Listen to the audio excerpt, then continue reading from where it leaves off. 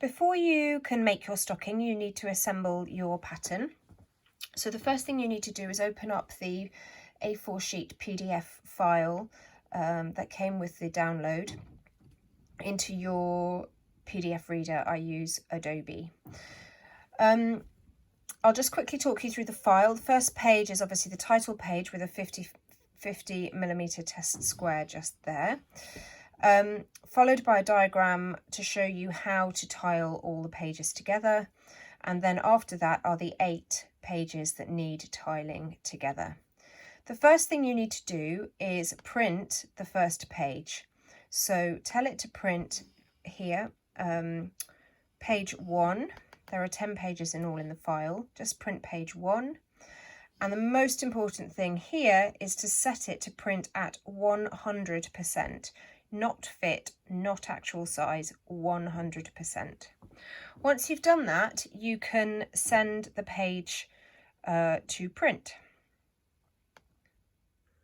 Once you've printed the first page of your Christmas stocking pattern, the first thing you need to do is to just check that the 50mm test square is in fact 50mm. So I'll just use my ruler to show you that it does measure exactly 5 centimetres or 50mm. If it does, then you know you've got your printer's settings to the correct settings required to print the pattern at the right scale, and you can go ahead and print the rest of your pattern.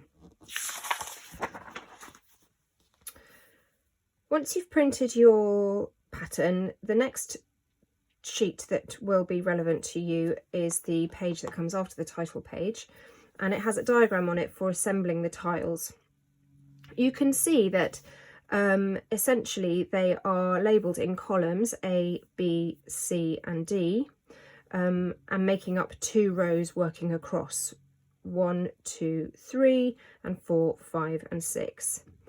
If you work on the principle that there's no other number 4 and there's no other number 3, and you just match the 2 number 4s together and the 2 number 3s together and the 2 Bs together and the 2 As together, you should end up with your complete pattern assembled at the correct scale.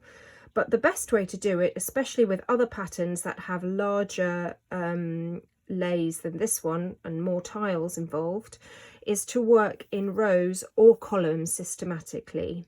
On the printout that you've received, they will be in the order of the rows. So I would suggest that you assemble the first row, 1s, 2s and 3s together, and then assemble the second row, 4s, 5 and 6 together before attaching those 2 together. I'll show you how to do that now. So here we go. Here is the first page of the printout of the Christmas stocking. So I'm going to trim the right hand margin like that, and you can see that the number 1 and the number 1 then meet each other to line up. You want to line them up along the dotted line and tape them into place. It's really important to put sticky tape along all of the lines that you will be cutting on. So this is a pattern piece. You want to stick down along the pattern piece. You don't want it to be open or unstuck there, but you don't need to stick down there really, because there's no pattern piece that you'll be using. Move that one along. We can then trim the second margin of the second page and stick that to make sure that the number 2 and the number 2 line up with each other.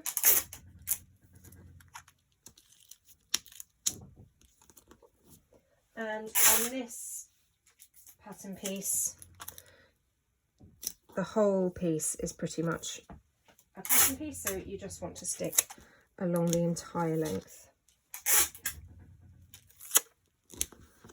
And finally, we're going to trim the third margin.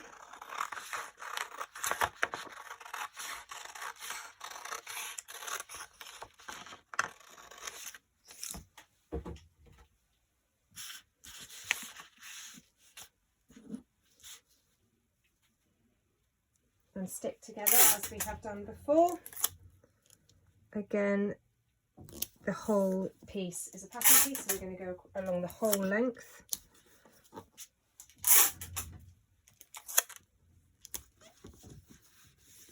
Like that.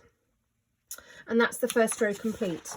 The next thing we're going to do is trim off this bottom margin here and put this to one side so that we can assemble the bottom strip.